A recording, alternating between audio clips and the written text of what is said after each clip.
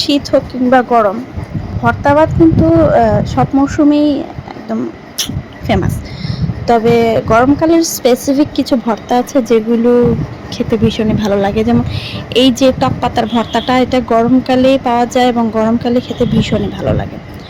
আর হচ্ছে শুটকির ভর্তা, তেলে ভাজা শুটকির ভর্তা অথবা পাটায় বাটা যে আমরা যেটা লাল ভর্তা বলি, কাঁচা ভর্তা, ওইটা।